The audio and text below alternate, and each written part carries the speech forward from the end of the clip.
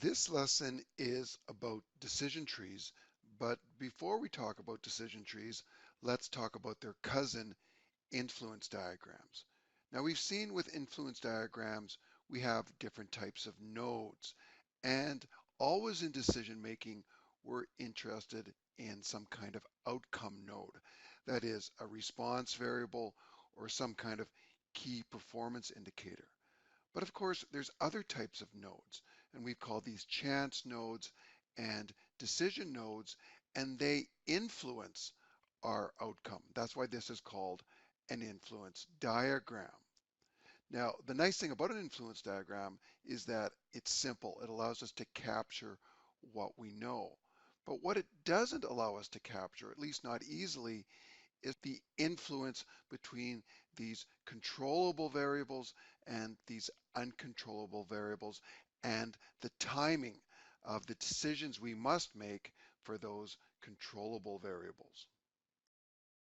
A decision tree is like an influence diagram in that it contains the same kind of nodes. You have decision nodes, which of course are controllable, and you have chance nodes, which are uncontrollable. But what the decision tree allows you to do is to sequence, specify, and solve. An important feature of a decision tree is the one-way arrow of time, in which the sequence of nodes matters as you move from left to right. And this is especially true for decision nodes because the location of the decision node along the time arrow tells you what do you know at the time of the decision. So for example, in this case, the uncertainty around the chance node is resolved before I make the decision. So in this case, this represents a risk-free decision. There is no uncertainty when I have to make the decision. The ability to change the sequence of chance nodes and decision nodes turns out to be a very important part of active risk management, which means it's a very important part of decision making. So to illustrate this, consider one tool for resequencing these nodes, the so-called financial option. So the idea with a financial option is that it's a contract. So here we have a decision at some point in the future where we can buy shares in ABC company for $70 a share. So my decision is to buy at $70 a share or not to buy. But because I've purchased an option from someone else, I don't actually have to make this decision until I know the value of the shares of ABC Co. So here's how it works. I wake up at time T, and before I decide whether to exercise my option to buy those shares at $70, I check the current price of shares for ABC Co. And if there's, say, $1,000, I stand to make a risk-free profit. That is, I can purchase the shares at $70, that was my contract, and then turn around and sell them on the open market for $100. On the other hand, if it's the case that the share price of ABC Co. is much less than my strike price of $70, then I let the option expire. I don't do anything, and whoever sold me the option pockets the option fee. So the question is, and this is the critical question in options pricing, is how much am I willing to pay the counterparty for this contract? How much am I willing to pay for the option? And of course, the counterparty has the opposite question. How much are they willing to sell this option for? It turns out that financial options are almost never valued using decision trees, but the decision tree is very useful when you're thinking about something less well established, like a real option. A real option is simply an analog to a financial option in which the chance and decision nodes have been resequenced. So for example, consider a situation in which your company invests in a pilot project, and when the pilot project is completed, you get to see whether it was successful or a failure. Now, if it's favorable, you have the right, but not the obligation, to double down. That is, invest in a full-scale rollout. But when you do that, you know already that the pilot was successful. It's maybe not complete resolution of uncertainty, but it's pretty close. So it's very much like a financial option. The question again, though, is what are you willing to pay for this option? What are you willing to pay to run that pilot project? Before we can think about solving our decision trees and determining what we're willing to pay for information or options or uncertainty resolution, we have to add some more information to the trees. We need to specify a few things. The first thing we need to specify is what I call action costs. These are the costs of executing or deciding on certain alternatives. So I can put my cost of each alternative in on these arcs. The second thing I have to think about is the probabilities coming out of my chance nodes. What's the probability of each outcome?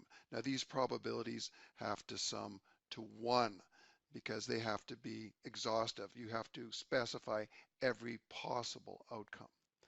Finally, we have the payoffs, which are sometimes in dollars, but could conceivably be in utility. These are what happens if I get to the leaf node of this particular branch of the decision tree. Once we have fully specified our decision tree, we can solve it using a procedure called rollback. Now, rollback really consists of two parts. There's the part you use for a chance node, and there's the part you use for a decision node. For a chance node, what you do is you simply replace the node with its expected value. Now, the expected value of a chance node is simply the sum of the probability times the values. So what does that look like here? Well, we have two branches. One is a $100 payoff with a 60% probability, and the other is a negative $100 payoff with a 40% probability. So the expected value is simply this sum. It's $60 minus $40 equals $20. That then becomes the value of that node. Rollback of a decision node is even easier. All we do is look at each alternative and calculate the net expected value, which is the expected value at the end of the line, which we just calculated, minus any action cost. So here we have a net expected value of $10 for alternative 1 and $0 for alternative 2. So we simply pick the best one. That is, we eliminate the branch that has the lower value. So what does rolling back a decision tree get us? Well, it gets us two things. First of all, it gives us the optimal alternative at every decision node. That is, it makes the decision for us. Do this. Second, it gives you the expected value at each decision node. So looking forward, you can say, well, if I take the optimal decision here, here's going to be the net value of that. Now, this is especially valuable when you have huge decision trees, and you can say, well, here's the value of my policy, given that at every decision in the future, I'm going to make the optimal choice. PrecisionTree is an Excel add-in. So first off, it doesn't have complete flexibility in how it draws trees, and it uses kind of its own goofy notation. But if you understand the more standardized notation we've seen thus far, you'll have no problem picking up what's going on here. So first of all, every tree has a model name, and that becomes very important when you have a workbook with multiple or many decision trees in it. So it has a model name, and then the decisions nodes look just like as before. You have, of course, the name of the node and the alternative and the action cost.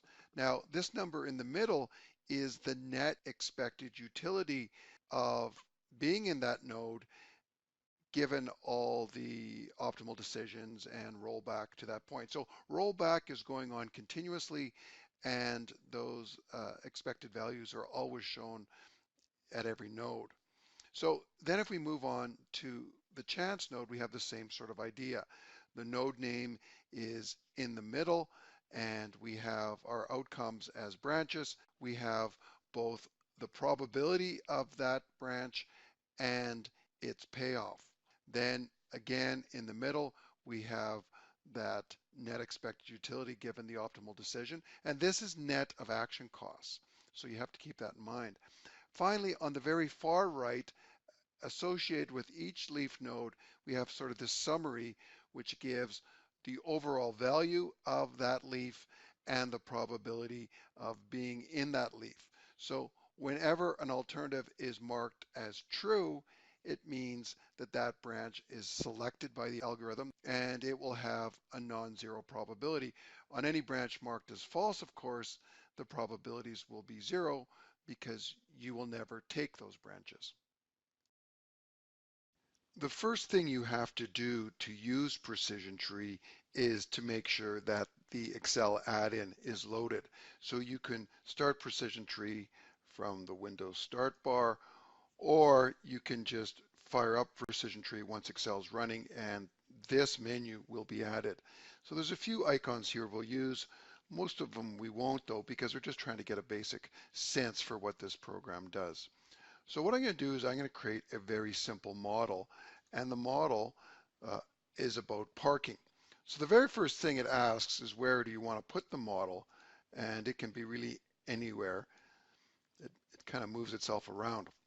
And we have to name the model, and I'm going to call this parking. And I'm going to ignore everything else and just hit OK.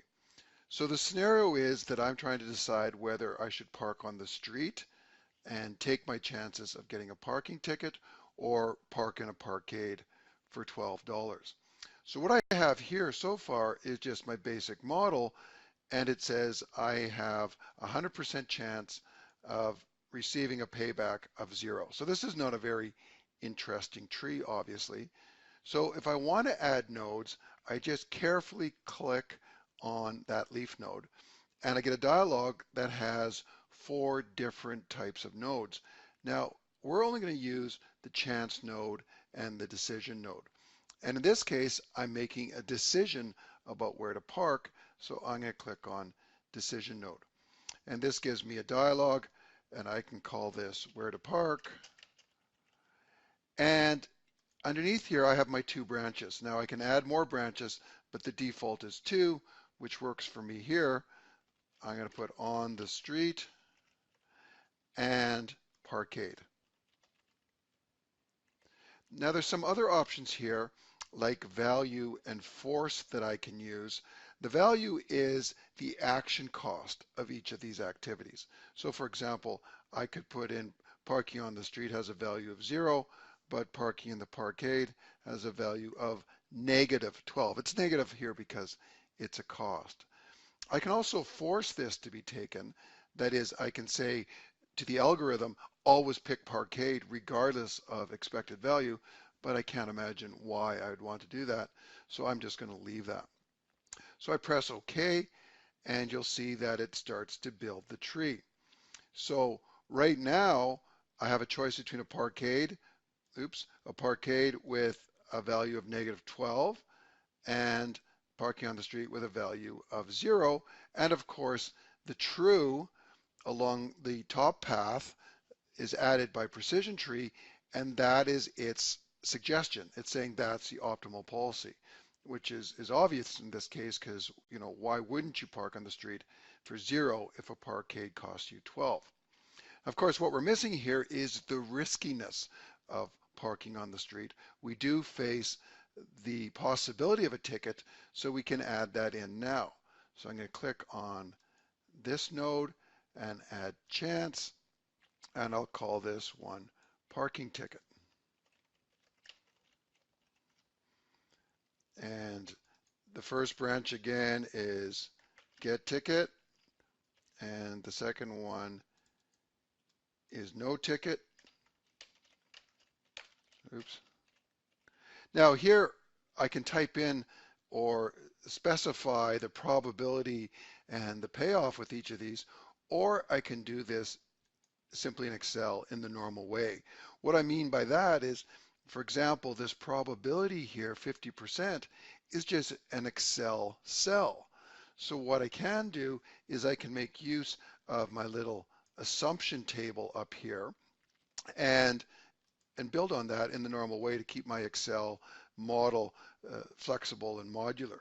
So what I'm going to do here is the probability of getting a ticket is equal to whatever is in B7, and it's good practice to make this absolute, to hit F4 and say that points to an absolute cell, and that way if I move or copy this model, nothing will be broken. Now, oddly enough, as soon as I do that, my model does break. And the reason it does break is because I've got 0% for get ticket, but I still have 50% here for not getting a ticket. And remember, probabilities have to be exhaustive. They have to sum to 1.0. So this model is invalid.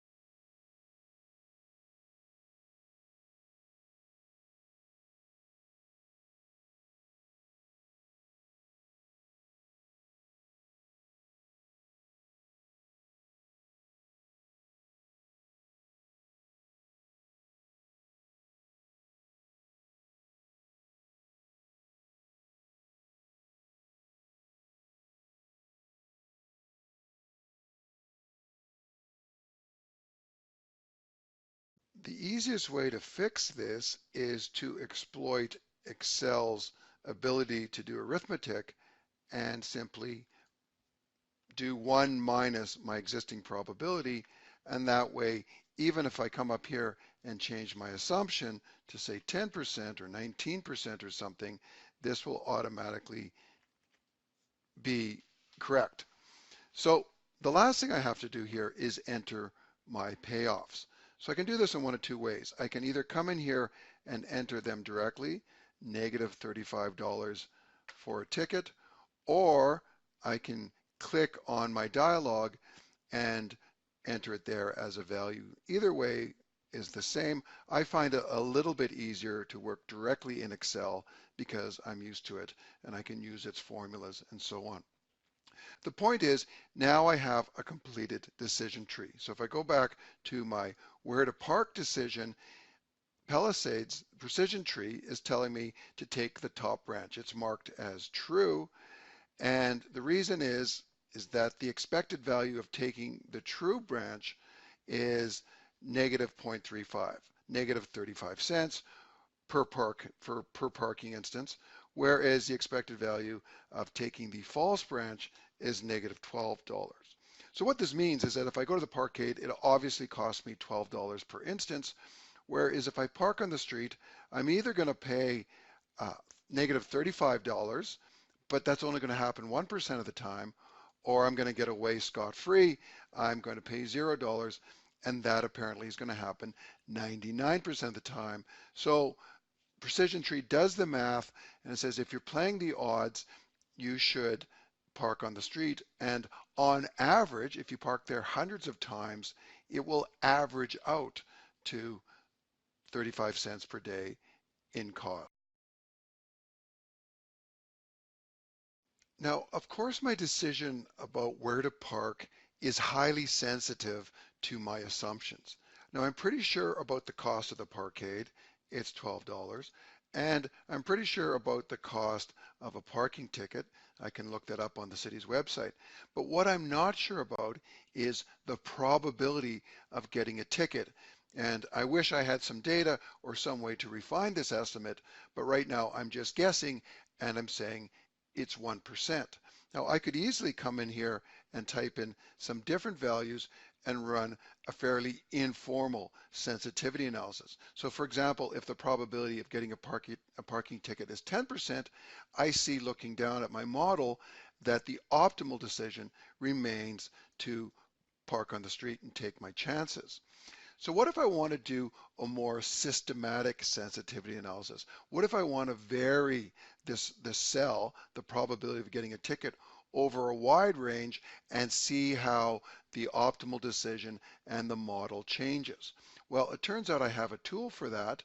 So if I go click on PrecisionTree and you'll see the little tornado diagram, there is a sensitivity analysis tool. So I'm going to click on that. And I get a dialog and it looks complicated, but I can mostly accept the defaults. I want to do a one-way sensitivity. There's a one-way and a two-way. Uh, there's limitations to how many dimensions we can see, but I just want to do a one-way sensitivity. Uh, the type of value I want to look at is, of course, the expected value. The model I want to use is parking, and I want to start at the original decision where to park. So I want to actually look at the entire model. Now I've already entered in a basic uh, cell to change, and that cell is B7. So if you remember the way I built my model, B7 is the probability of getting a ticket, and that is incorporated in the model through Excel references. So I want to make sure I change B7. I don't worry about the label, the base value is the current value. I don't have to worry about that.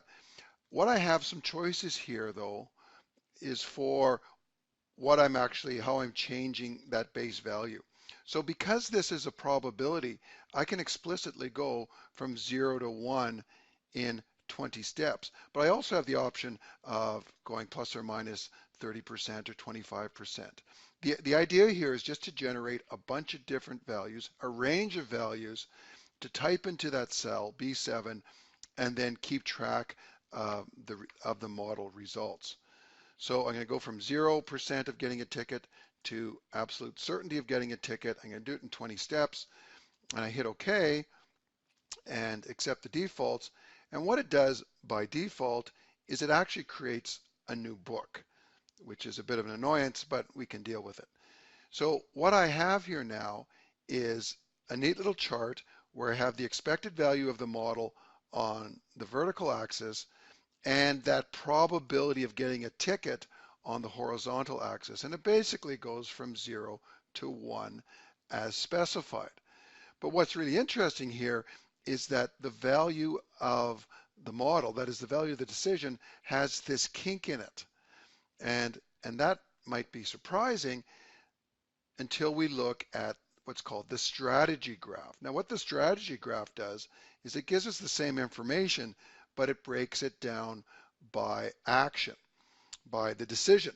So you see the one line, the bluer one, is the expected value of the model if we choose to park on the street. So if the probability of getting a ticket is 0, the cost or the payoff from parking on the street is 0.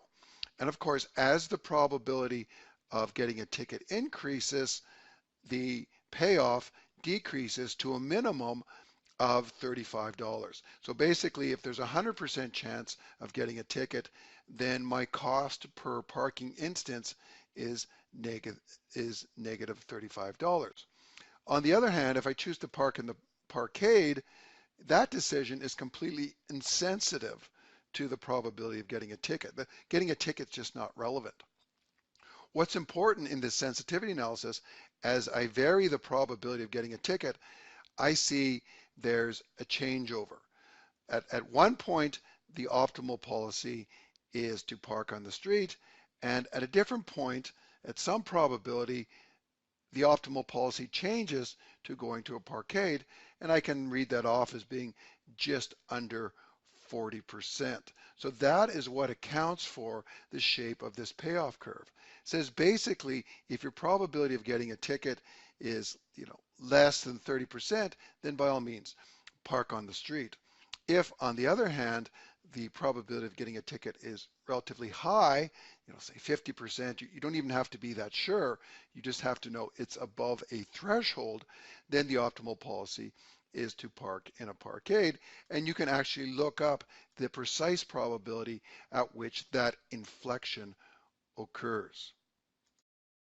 There's one last thing I should say about these charts that are created by PrecisionTree is if I try to copy these pages back into my original model, that is, if I try to copy them out of book one and into my model, I sometimes get an error. I think there's a bug in the program.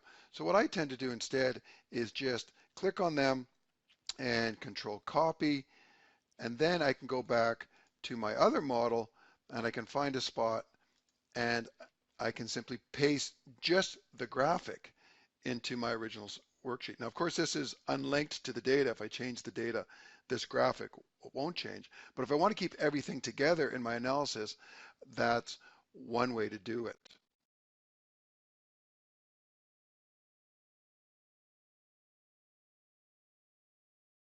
Now that we've done a very simple decision tree, let's look at one that's slightly more complicated, and let's return to this idea of generic risk mitigation strategies. So we talked earlier about real options and the ability to resolve uncertainty by changing the sequence of the chance and the decision node. Well, there's other ways to do this. So for example, using insurance, we can hopefully find someone that we can pay to take our downside risk. And we can model all this using a decision tree. So let's show how this works. I'm going to use a very simple example here based on a true story, as it turns out, that I went to Mexico and I got sick and it cost me some money. And the question is, should I have had medical insurance? Well, turns out I did have medical insurance, but there's also lots of people who don't have medical insurance. And there's also lots of people who get into serious trouble when they're traveling. Either they get hurt, doing dangerous sports or whatever. So the question is, how do we think about this decision whether to buy insurance? And it really comes down to the overall riskiness of the decision. So that's how I'm going to start this tree. I'm actually going to start it, create the tree. I'm going to start it with a chance node and then build from there. So this is going to be called trip. And there's my basic tree. And I'm going to start with a chance node. And I can see in my assumptions table here, I've got a few different things that can happen. So I'm going to call this medical issue. And there's three. The easiest one is no problem. And it's the most common. The second one is a minor problem, like a stomach ailment. And I don't have another branch here, so I actually have to come over here to the right and click, and it gives me a third branch. And I can call this major problem. Now, I'm not going to enter anything else in this dialog because I'm going to link back to my assumptions table. I can keep my assumptions together so that I don't have to go searching through a tree if I want to make changes. And that's good practice, obviously. So the probability of no problem is 70%. So I just go equal and click on my target and make it absolute. I'm just going to do that over and over again until I get all my probabilities in. Trying to be careful here. If you make a mistake, they're very hard to find. And my last one here, absolute. So my tree is valid. What I don't have, of course, is my payoffs. So if there's no problem, my payoff is 0. I didn't make that absolute, so I should go back and make sure that's absolute. And my second payoff is $30 uninsured. Not very much. But if I get into like some kind of parasailing accident or something like that, my medical cost could be 5 grand. Actually, it could be quite a bit higher. But there's my overall risk. If I want to think of this in very simple terms, it says on average, a trip to Mexico is going to cost me $58.70. Now, I'm never going to pay $58.70, but that's my expected value, uh, which can be interpreted as either my best guess, which is the way we're thinking about it, or if you make hundreds of trips to Mexico, you go on vacation a couple times a year, every year, then over many times, over many instances, this would be sort of your average cost. Now that average cost doesn't make much sense if you're doing these once in a lifetime trips, but the expected value is saying, given no additional information, this is what I can expect, and it's $58. Now I already know that we're looking at insurance that costs $65. Um, so we don't really have to go too much further with this, but we're going to flesh it out anyways because you see insurance is sort of a special case because of how we deal with these rather large losses. There's a $5,000 down here, which we're going to have to deal with at some point. So what I want to do is add a decision into this to reflect the decision about insurance. And it's actually quite easy. I just right click on that chance node, and in this version of PrecisionTree, I get an insert node option. So if I click on that, it actually adds a decision node for me, and I can just flesh that out. So my decision is insurance, and either I can buy or I can decline. And I'll just leave that like that. Okay, so if I buy insurance, the cost was negative $65. And if I decline it, the cost is 0. But I haven't really completed my tree here yet, because if I decline insurance, I still have to go to Mexico, so I still face some risks. And if I buy insurance, well, then these payoffs are quite different. So rather than redoing this whole branch, though, I'm going to copy it. So I'm going to, again, put my cursor on that node. I'm going to go copy the subtree, which means copy it to the clipboard. And then I'm going to come down here and paste that subtree. And it gives me a little warning. It says it's going to replace anything there. But of course, there's nothing there.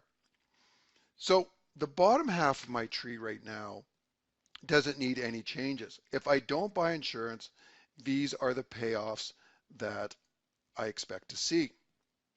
Now, that's the advantage, of course, of using absolute cell addressing, is if I copy parts of my tree and I have references to a table, nothing breaks. So that part worked well. What I have to do now is go up to the upper branch and make sure my payoffs are correct. So if I don't have a problem, of course, my payoff is 0. If I have a problem and I'm insured, well then let's look at my payoffs.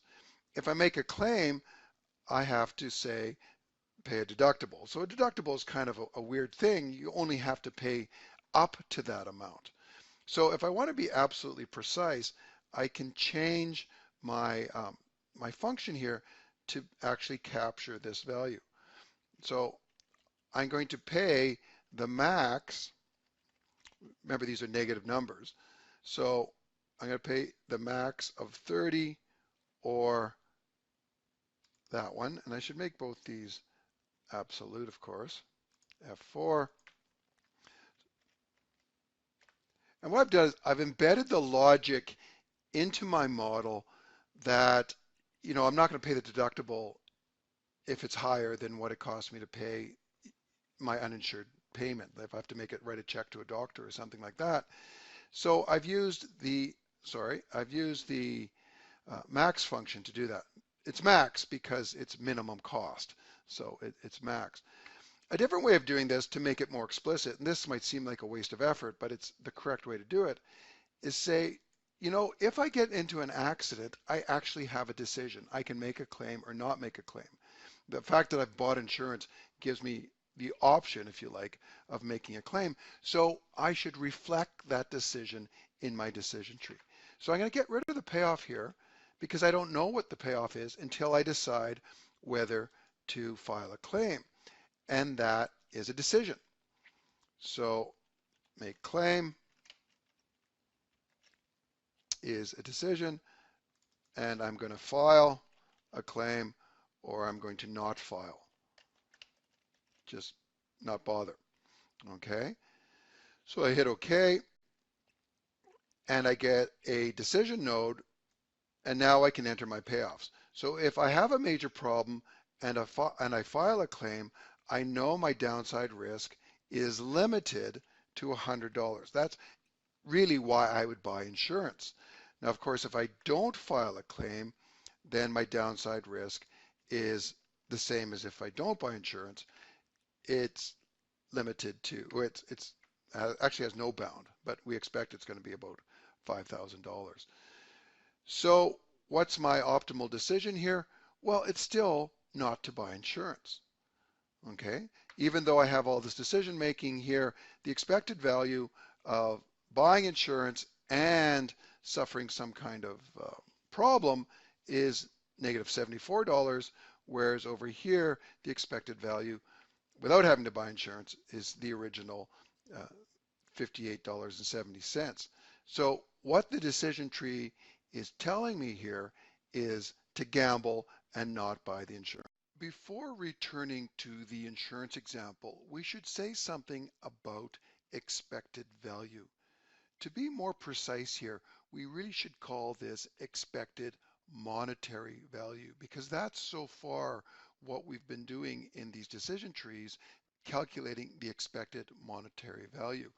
Now, to make a decision on this basis assumes that expected monetary value and utility are linear. They move together. In fact, they're really the same thing with different units. And this is a good assumption in some scenarios, but it's not a good assumption in all scenarios. What we often see when dealing with people is that they react extremely strongly to losses.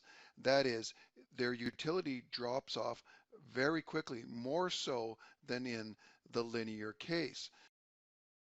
Even in environments in which we might expect decision makers to be linear in cost, we sometimes see discontinuities. So here, for example, there's a threshold at about $2,000 where utility drops off precipitously.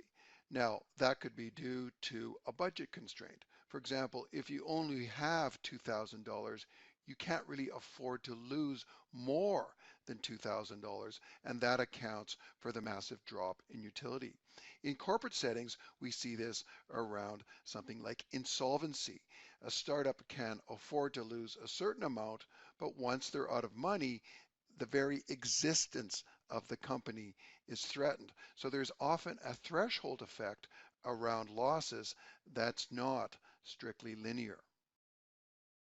So all this talk of thresholds leads us to a slightly different dimension when we're analyzing our decision trees. We want to understand the probability of being below some certain value threshold. If we're below that, then we might make a slightly different decision. So what this is really saying is that expected monetary value is often important, but we have to keep an eye on the extreme values and the probabilities of such. So the way we do this in probability theory is we start with a probability distribution. And as we've seen, we can measure the area under the curve that's left of some certain threshold, in this case, X. We can actually measure that. Now, we actually can't measure that. We need computers to do that. And what computers often give us is what's called the cumulative distribution function, which is just a more useful way to present the same information. It is in effect the integral of the probability distribution function. So we can simply take our threshold X and read up to the cumulative curve and then read over to the probability of having an outcome that is less than our threshold X. So let's apply all this to our insurance problem.